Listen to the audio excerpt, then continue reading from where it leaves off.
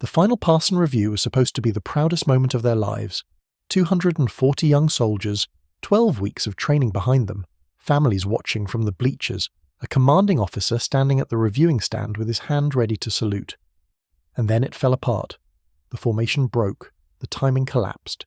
2 platoons drifted out of alignment, and the cadence that was supposed to carry them across the parade ground in perfect unison dissolved into a ragged, arrhythmic mess that got worse with every step. 240 pairs of boots hitting the ground at 240 different times. Officers shouting corrections that only added to the confusion. And in the bleachers, a 79-year-old man with a cane watched it happen, with the quiet agony of someone who has spent his entire life inside formations and knows exactly what a broken one sounds like. Then he stood up, and what came out of his mouth next stopped every man on that field in his tracks. If you believe that some voices never lose their authority, type respect in the comments right now, because this story is about the moment a parade ground full of chaos met the one sound it could not ignore. The base was Fort Morrison, a mid-sized army installation in the rolling Piedmont country of central Virginia, where the Blue Ridge Mountains fade into farmland, and the air in late May carries the smell of cut grass and approaching summer. Fort Morrison was not one of the Army's glamorous posts.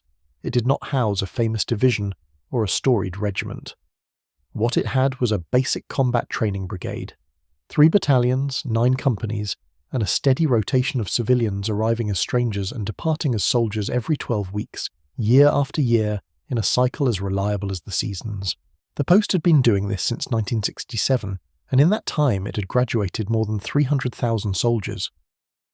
The parade ground where those graduations took place was a flat rectangular expanse of close-cropped grass bordered on 3 sides by white-painted bleachers, and on the 4th by a raised reviewing stand with a wooden podium and a row of chairs for the commanding general, distinguished guests, and senior staff.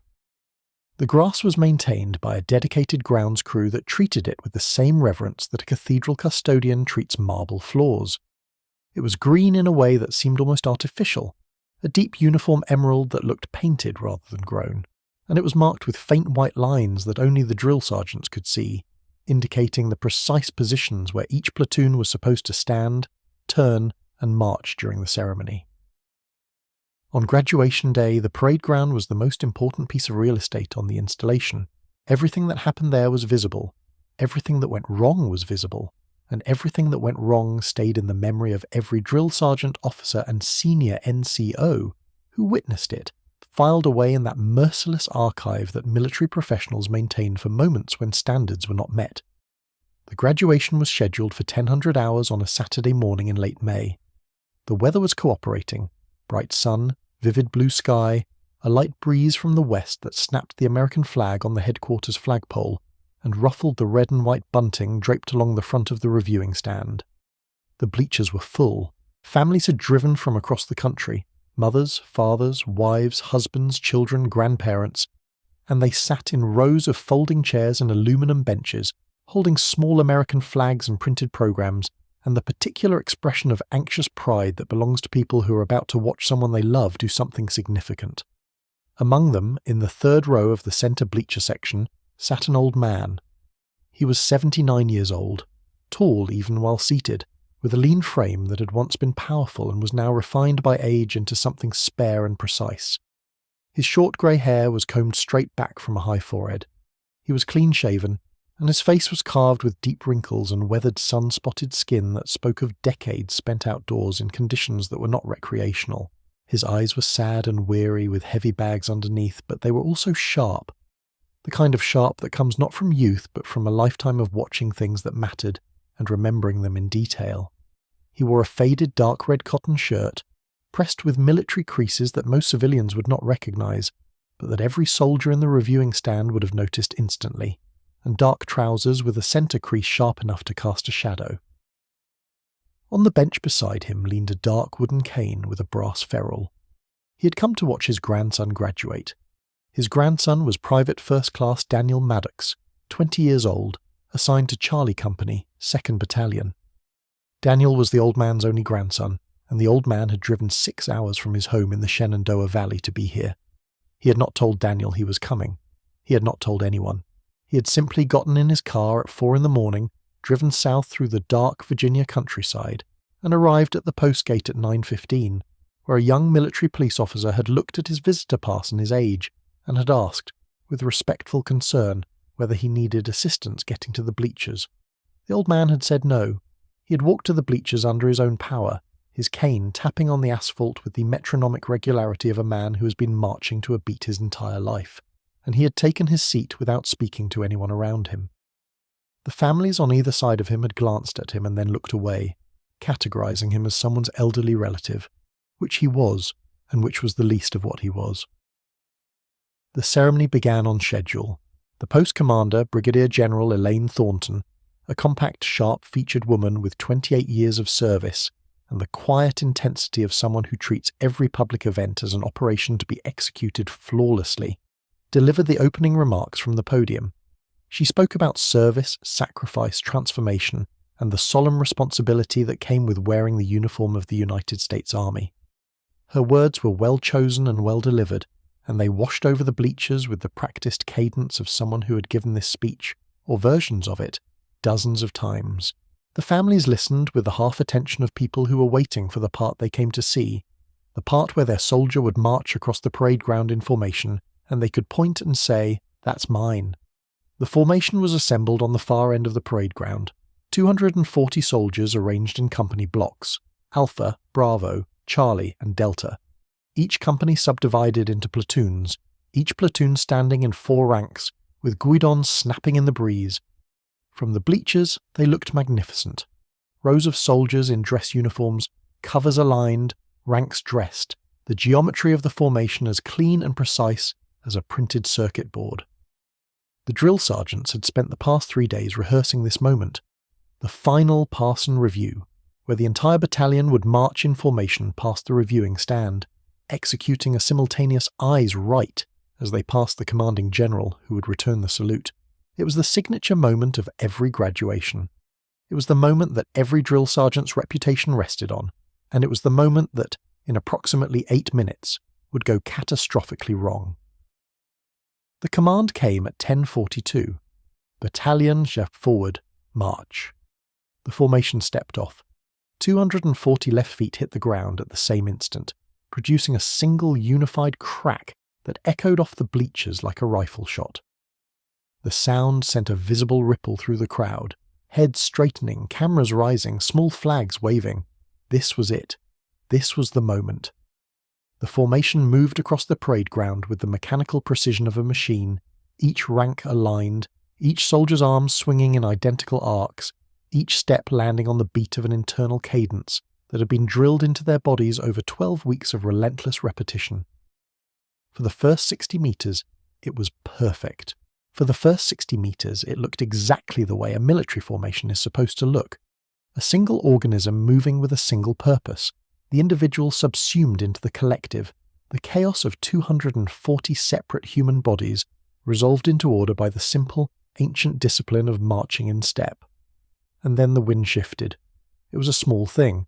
The breeze that had been blowing from the west, a steady, gentle pressure that the formation had been marching into, swung to the northwest and gusted.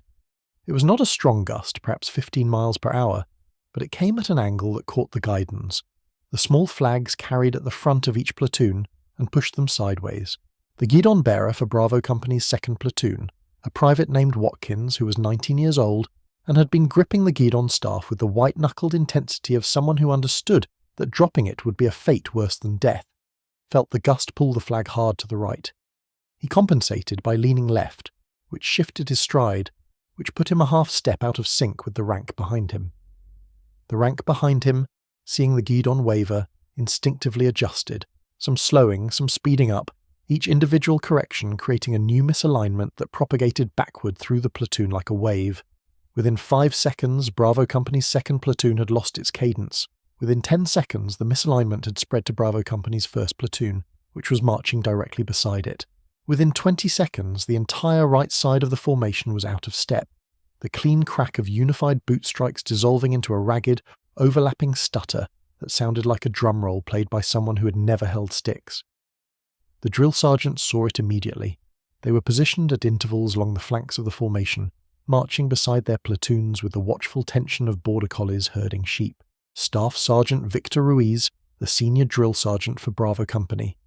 34 years old, stocky and powerful, with a shaved head, deep brown skin, a broad face with a scar across his left cheekbone from a training accident in Iraq, wearing dress greens with a drill sergeant campaign cover pulled low over his eyes, saw the ripple start and reacted with a sharp verbal command.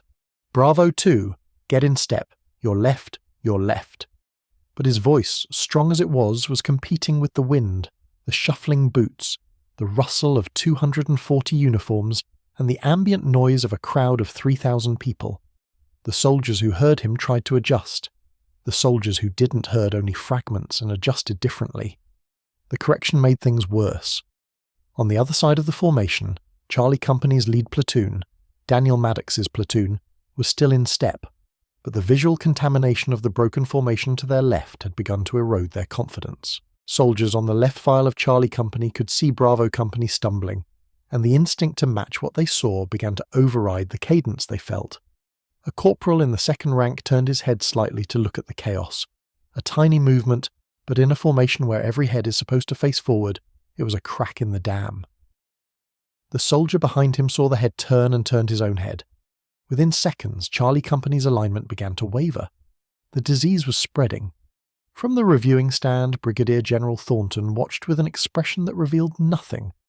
Her aide-de-camp, a young captain standing behind her right shoulder, was less composed.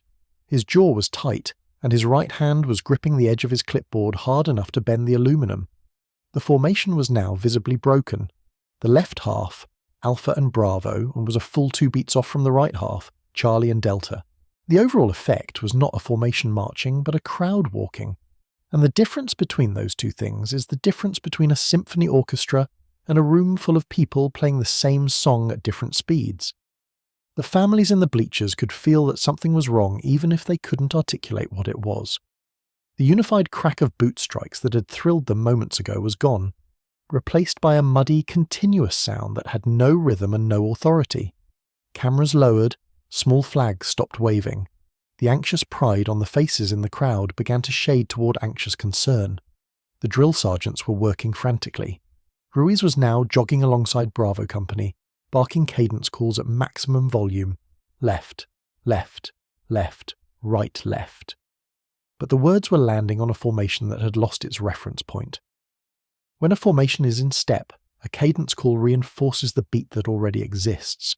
When a formation is out of step, a cadence call becomes just another competing sound, and every soldier who hears it has to decide in real time which left to land on, the one they're hearing or the one they're feeling. Most of them chose differently. Staff Sergeant Priya Kapoor, the drill sergeant for Charlie Company's 1st platoon, 29 years old, slender but wiry, sharp dark eyes, black hair pulled tight under her campaign cover, brown skin, precise features, an expression that could freeze a private at 50 meters, was trying to hold her platoon together through sheer force of will, counting cadence in a voice that cut through the noise like a blade. But even her platoon was fraying at the edges. The formation was now approximately 120 meters from the reviewing stand, with 80 meters to go before the eyes right command. In 80 meters, they were supposed to execute a synchronized head turn, a salute from the company commanders, and a perfect 4-count sequence that would honor the commanding general and represent the culmination of 12 weeks of training. At the current rate of deterioration, what the commanding general was going to receive was not a salute but a spectacle. In the bleachers, the old man watched. He had not moved since the ceremony began. His hands were resting on the handle of his cane, his posture was straight, and his sad, weary eyes were tracking the formation with the precision of a man who has spent decades reading formations the way a conductor reads an orchestra. He could see everything. He could see the broken cadence in Bravo Company. He could see the contamination spreading to Charlie. He could see the drill sergeants fighting to regain control with tools that were not working, because the problem had grown beyond the reach of individual correction. He could see with absolute clarity that the formation needed one thing, one single thing, that no individual drill sergeant could provide from their position on the flank. It needed a reset. It needed a sound so clear, so authoritative, so unmistakably correct that every soldier on the field would hear it at the same time and respond to it with the same trained reflex. It needed a cadence call delivered not from the side of the formation, where the sound arrived at different moments to different ears, but from a fixed point that the entire formation could reference simultaneously. And it needed to be delivered by a voice that carried the kind of authority that does not come from rank or volume but from something deeper, something that lives in the bones and the breath of a man who has called cadence so many times that the rhythm is indistinguishable from his heartbeat. The old man stood up. He did it slowly, the way he did everything now, pressing down on his cane with his right hand and bracing his left hand on the bench beside him. The woman sitting next to him, a young mother with a toddler on her lap, looked up at him with mild concern, perhaps thinking he was unwell or needed to use the restroom. He did not look at her. He did not look at anyone in the bleachers. He was looking at the formation, and something in his face had changed. The sadness was still there. The weariness was still there. But underneath it, rising through the layers of age and grief and quiet retirement like magma through rock, was something else. Something that the young mother would not have recognized, but that every drill sergeant on that field would have known instantly if they had been close enough to see it. It was command presence. Not the learned kind, not the practiced kind. The kind that comes from 40 years of standing in front of men and making them move with nothing but your voice, and the absolute conviction that when you speak, the world will arrange itself accordingly. He stepped down from the bleacher row. One step, then another, his cane finding the aluminum edge of each tier with the certainty of a man navigating familiar terrain. He reached the ground level and walked to the edge of the bleacher section, where a low chain barrier separated the spectator area from the parade ground. He did not step over the chain. He stood at the edge, planted his cane in front of him with both hands on the handle, drew a breath that filled his chest and straightened his spine to a height that made him look 10 years younger, and opened his mouth. What came out was not a shout. It was not a scream. It was not the strained, desperate projection of a man trying to be heard over noise. It was a cadence call, a specific, precise, full-throated cadence call, delivered in a command voice that had been forged in basic training in 1965 and refined over 4 decades of service until it was less a human sound and more a force of nature. Left. The word exploded across the parade ground like a cannon shot. It was not loud in the way that amplified sound is loud. It was loud in the way that a church bell is loud, resonant and penetrating and impossible to mistake for anything other than what it was. Left. He called it again, and this time the word hit the formation at exactly the right moment, the precise instant when 240 left feet should have been striking the ground. Left, right, left. 3 beats, 3 impacts. Each one landing with the timing of a metronome calibrated to the exact cadence of a military march. 120 beats per minute, the standard quick-time tempo that every American soldier learns in their first week of training and carries in their body for the rest of their lives. The effect was instantaneous. It was the kind of instantaneous that only happens when a stimulus connects directly to a trained reflex, bypassing conscious thought entirely. The soldiers' bodies heard the cadence before their minds did. 240 left feet that had been landing at 240 different times snapped to the beat, like iron filings snapping to a magnet. The first left caught perhaps 60% of the formation. The second caught 90%. By the third beat, left, right, left. Every soldier on the parade ground was in step. Not approximately in step, not mostly in step, in step. The ragged stutter of broken cadence vanished, replaced in the space of 3 heartbeats by the unified, thunderous crack of synchronized boots that shook the bleachers and sent a physical vibration through the chest of every person watching. The formation snapped back into alignment as if pulled by invisible strings. Ranks straightened, arms synchronized, guidons steadied. The organism that had been dying reassembled itself around the sound of a 79-year-old voice calling cadence from the edge of the bleachers with the precision and authority of a force that nature itself would not dare to contradict. The old man kept calling, left, right, left, right, left. Each word was a hammer strike, perfectly timed, perfectly placed, carrying across the parade ground with a clarity that defied his age and the open-air acoustics and the wind and every other physical limitation that should have made it impossible. But it was not impossible, because the voice that was producing it had been trained in an era when a command voice was not optional. It was survival. In Vietnam, in the jungle, in the dark, when radios failed and the only thing that could move men through an ambush or hold a perimeter or coordinate a withdrawal was the human voice. The ability to project a command that could be heard and obeyed across 100 meters of chaos was not a nice-to-have skill. It was the difference between a unit that fought and a unit that died. The old man had learned this skill the way all soldiers of his generation learned it, through repetition, correction, failure, and the eventual discovery that the voice comes not from the throat but from the diaphragm, from the core, from a place deep inside the body where breath and will and authority converge into a single instrument. He had spent 40 years playing that instrument, and now, on a Saturday morning in late May, standing at the edge of a parade ground with a cane in front of him and the sun on his weathered face, he played it one more time. The formation passed the reviewing stand in perfect order. Eyes. Right. The command rang out from the battalion commander and 240 heads turned in unison, a synchronized wave of faces rotating toward the reviewing stand with the mechanical precision of a single machine. The company commanders saluted. Brigadier General Thornton returned the salute.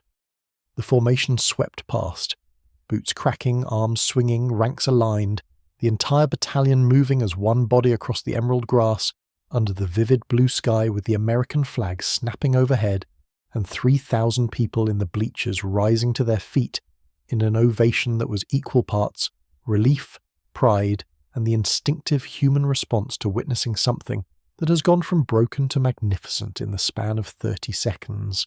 The old man stopped calling cadence as the formation passed the reviewing stand. The battalion's own cadence had taken over now. The drill sergeants had picked up the beat he had set and were carrying it forward with their own voices, reinforcing the rhythm he had restored. He stood at the edge of the bleachers, both hands on his cane, watching the formation complete its pass with the expression of a man who has just done something that cost him more than anyone watching could possibly know. His chest was heaving slightly from the exertion.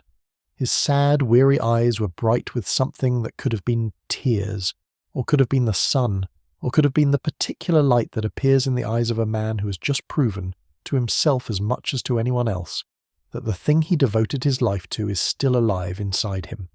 Brigadier General Thornton saw it happen. She saw the old man stand. She heard the cadence call, she watched the formation snap back to life, and she recognized, with the immediate clarity of a career officer, exactly what she was witnessing. Not an interruption, not a spectacle, but an act of leadership so pure and so instinctive that it transcended protocol, rank, and every other convention that normally governed what happened on her parade ground. When the formation had completed its pass, and the companies were halted in their final positions, she turned to her aide-de-camp. "Find out who that man is," she said. "Now." The aide was already moving. He crossed the parade ground at a pace that was just short of running, and reached the bleacher section where the old man had returned to his seat. He was sitting exactly as he had been before, cane beside him, hands in his lap, breathing slowly, looking out at the field where the formation was now standing at attention for the final benediction. The aide approached and leaned down. "Sir, the commanding general would like to speak with you after the ceremony." The old man looked up at him. His expression was difficult to read. There was something in it that resembled embarrassment, the particular discomfort of a man who has acted on instinct and is now realizing that instinct has placed him in the center of attention, which is the last place he has ever wanted to be. "I didn't mean to cause a disruption," he said. The aide shook his head. "Sir, you didn't cause a disruption. You fixed one." The old man considered this. Then he nodded. The ceremony concluded with the benediction, the final dismissal, and the explosive, chaotic joy of families flooding the field to find their soldiers. The parade ground that had been a theatre of precision moments ago became a sea of embraces, tears, photographs, and the particular kind of happiness that comes from watching someone you love accomplish something difficult. Daniel Maddox found his grandfather at the edge of the bleachers. He was still sitting in his seat watching the reunions on the field, with an expression that blended pride and something more private, something that belonged to a man who had stood on parade grounds like this one more times than he could count, but always on the other side in formation, never in the stands. "Grandpa," Daniel said. He was trying to maintain his composure, but he was 20 years old, and he had just graduated and his grandfather had driven 6 hours without telling anyone, and had then proceeded to save his entire battalion's graduation ceremony with his voice alone. Composure was a losing battle. "You came," Daniel said. "Of course I came," the old man said. He stood up, and Daniel stepped forward and embraced him. Carefully, because Daniel was young and strong and the old man was 79 and lean and the cane was between them. But it was a real embrace, the kind that carries everything that words cannot. "I heard you," Daniel whispered. "From the formation. I heard your voice." The old man's jaw tightened. His sad, weary eyes glistened. "Good," he said. His voice was rough. "That's all that matters." Staff Sergeant Ruiz was the first drill sergeant to approach. He came across the field at a deliberate pace, his campaign cover tucked under his arm, his expression carrying the controlled intensity of a man who has just been through something professionally terrifying and has emerged on the other side intact only because of someone else's intervention. He stopped in front of the old man and stood at the position of attention. He did not salute. The old man was in civilian clothes and there was no way to know his rank, but the position of attention carried its own message. "Sir," Ruiz said, "I want to thank you. That cadence call saved the ceremony." The old man looked at him. He looked at the campaign cover, at the drill sergeant badge, at the scar on the cheekbone, at the posture and the bearing and the controlled fire behind the eyes. He recognized all of it. "Your formation was recovering," the old man said. "You were doing the right things. The wind just got to them before you could." Ruiz shook his head. "I couldn't get the whole formation back from the flank. I needed a fixed reference point. You were that reference point." The old man nodded slowly. "I've been that reference point before." Ruiz studied him. "How long did you serve, sir?" The old man considered the question the way he considered most questions, carefully, as if weighing how much truth the moment required. 40 years, he said. "Started as a private, finished as a command sergeant major." Ruiz's eyes widened slightly. A command sergeant major is the highest enlisted rank in the army, the senior advisor to a commanding general, the voice of every enlisted soldier in the command, and the keeper of standards, discipline, and traditions. It is a rank that is not given but earned over decades of service, and it carries an authority that persists long after retirement. Ruiz straightened even further, which should not have been physically possible given how straight he already was. "Sergeant Major," he said. The title was not a formality. It was a recognition. Staff Sergeant Kapoor arrived next, followed by 2 other drill sergeants from Alpha and Delta companies. They gathered in a loose semicircle around the old man, not crowding him, not demanding his attention, but drawn to him the way soldiers are always drawn to a senior leader, whose presence has just been demonstrated rather than merely claimed. Kapoor, who rarely showed anything other than controlled precision, had a visible softness in her sharp dark eyes.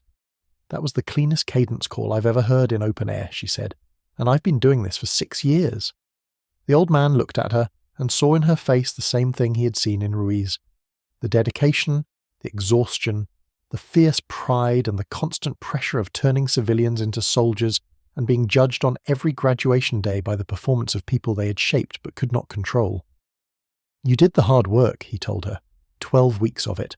All I did was remind them of what you'd already put inside them." Kapoor held his gaze for a moment, and something passed between them. The silent acknowledgement between professionals that the job is never finished, and the standard is never lowered, and the only reward is the knowledge that you did it right. She nodded once and stepped back. Brigadier General Thornton approached last. She came across the field alone, without her aide, without ceremony, walking with the purposeful stride of a commander who is going where she needs to go and does not require an entourage to get there. The drill sergeants parted to let her through.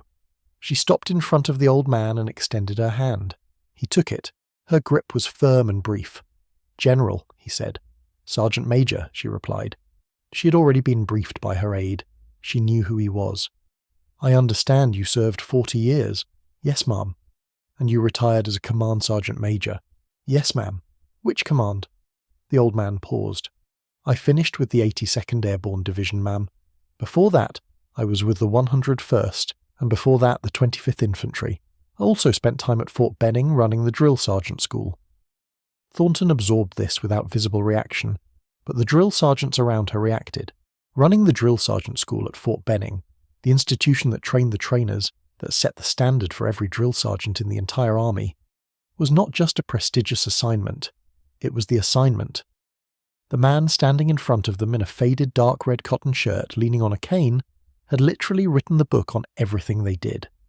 "Sergeant Major," Thornton said, "what you did today was irregular. You were a civilian spectator who intervened in a military ceremony without authorization." She paused. The silence was pointed. "It was also the single most effective act of leadership I have witnessed on a parade ground in 28 years of service." She reached up and did something that made every drill sergeant present stand a little straighter. She saluted him. It was not a casual salute. It was not a perfunctory salute. It was a full, crisp, textbook salute delivered by a one-star general to a retired enlisted man, and it carried with it the weight of an institution that has always understood, even when it fails to show it, that the backbone of every army is not the officers who command it, but the sergeants who hold it together. The old man stood still. His jaw was tight, his sad, weary eyes, those eyes that had watched formations march and stumble and march again across parade grounds on 3 continents for 4 decades, glistened in the late morning sun. His lip trembled. He did not salute back because he was in civilian clothes, and he would not presume, but he drew himself to the position of attention with a precision that erased 30 years of retirement in an instant. His spine went straight, his shoulders went back, his chin came up, and for a moment, just a moment, the 79-year-old man with the cane disappeared, and in his place stood the command sergeant major, the man who had run the drill sergeant school, the man who had called cadence in jungles and deserts and on parade grounds from Benning to Bragg to Baghdad, the man whose voice had just reached across 50 yards of open air and brought 240 soldiers back from chaos to order with 3 words. "Thank you, ma'am," he said. His voice was steady, barely. Thornton held the salute for a 3 count, then dropped it. "Thank you, Sergeant Major," she said. Then she leaned slightly closer and said, in a voice that only he and the drill sergeants could hear, "If you're available, I would like to invite you to address the drill sergeant cadre before the next training cycle begins. I think they could benefit from hearing how that cadence call is supposed to sound." The old man looked at her. Then he looked at Ruiz, at Kapoor, at the other drill sergeants who were watching him with expressions that ranged from professional admiration to something closer to reverence. He looked past them at the parade ground, where families and soldiers were still embracing, where the flag was still snapping in the wind, where the white lines in the grass still marked the positions of a formation that had broken and been restored by nothing more than a voice and the 40 years of discipline behind it. "I'd be honoured, ma'am," he said. Daniel was waiting for him near the bleachers. The young soldier was standing with a group of his fellow graduates, but he stepped away when he saw his grandfather approaching. He walked over and fell into step beside the old man, instinctively matching his pace the way soldiers do. They walked in silence for a moment, across the grass, past the reviewing stand, toward the parking area. Daniel carried the old man's cane for him, though the old man had not asked him to. "Grandpa," Daniel said. "Yeah." "How did you do that?" "Your voice. It carried across the entire field. I was 100 meters away and it sounded like you were standing right next to me." The old man smiled. It was a small smile, tired but genuine. 40 years of practice, he said, and a very good drill sergeant at Fort Benning in 1965 who told me that if my voice couldn't reach the last man in the formation, then my voice wasn't worth using. Daniel nodded. He was quiet for a few steps. "The guys in my platoon are asking about you. They want to know who the old man in the bleachers was." "What did you tell them?" "I told them you were my grandfather." "That's all they need to know." Daniel shook his head. "That's not all they need to know, Grandpa. They need to know that the man who saved their graduation was a command sergeant major who ran the drill sergeant school and served 40 years and still has a cadence call that can stop a battalion in its tracks." The old man stopped walking. He turned to his grandson and looked at him. Really looked at him. The way a man looks at the thing he's most proud of in the world. "I'm proud of you, Daniel," he said. His voice was rough again, the way it got when his throat was trying to contain something that his heart could not. "You stood in that formation today. You marched. You graduated. That is what matters. Not me. Not my voice. You." Daniel's eyes reddened. He blinked hard. "I'm proud of you too, Grandpa." The old man nodded. He took his cane back from Daniel, planted it on the asphalt and started walking again. As they reached the parking lot, a family approached. A woman in her 40s, her husband, and a young female soldier who had just graduated. The woman stopped and said, "Excuse me, are you the man who called that cadence?" The old man paused. "I am." The woman reached out and took his hand in both of hers. "My daughter is in Bravo Company. She was in the platoon that lost step first. She was devastated when it happened. And then your voice came, and they all came back together, and she finished the march with her head up." The woman's eyes were wet. "Thank you. You gave her that moment back." The old man looked at the young soldier standing behind her mother. She was standing at a modified position of attention, not formal, but straight, squared, the way a new soldier stands when she's in the presence of someone she respects. The old man nodded to her. "You did the work, soldier. I just kept time." The young soldier's chin trembled. She snapped to attention and rendered a salute that was textbook perfect. The kind of salute that told him, more clearly than any words could, that what he had done mattered to her in a way she would carry for the rest of her career. He looked at the salute. He looked at the young soldier's face, the earnestness, the gratitude, the beginning of something that would grow into the same fierce pride that had sustained him through 40 years and 3 wars and a lifetime of standing on parade grounds making order out of chaos. He came to attention one more time and returned the salute. He held it for a beat, then dropped it, and said quietly, "Carry on, soldier." She dropped her salute. She dropped. Her mother pulled her into a hug. The old man turned and walked toward his car with Daniel beside him, his cane tapping on the asphalt, his faded dark red cotton shirt catching the late morning sun. He drove home that evening through the Virginia countryside with the windows down and the smell of cut grass and warm asphalt filling the car. Daniel had offered to drive, but the old man had declined. He needed the road. He needed the rhythm of the tires on the pavement, which was its own kind of cadence. Steady, predictable, carrying him forward the way cadence always had. He thought about the parade ground. He thought about the moment the formation broke, and the sound it made, that ragged, heartbreaking sound of a thing falling apart that should have been whole. He thought about standing up, about the breath he drew, about the feeling of the cadence call building in his diaphragm and rising through his chest, and exploding from his mouth with a force he was not entirely sure he still possessed. He thought about the sound of 240 boots hitting the ground together, that single magnificent crack that meant everything was right again. And he thought about Daniel, sitting in the passenger seat with his eyes closed and a small smile on his face, wearing the uniform that the old man had worn for 40 years, carrying forward something that would outlast them both. The old man drove north through the fading light, the Blue Ridge Mountains turning purple on the horizon, the road ahead straight and the cadence steady, and he thought, some things you never lose. Not the rhythm, not the voice, not the pride of watching a formation march in step and knowing with every fibre of your being that the beat they are marching to is the same beat that has carried soldiers forward since the first army that ever was. You carry it, you keep it, and when the moment comes, when the formation breaks and the cadence falters and the world needs one voice to set things right, you stand up and you call it out and you do not stop until every last soldier is in step. If this story reminded you that some voices never lose their power, subscribe to this channel and share it with someone who needs to hear it.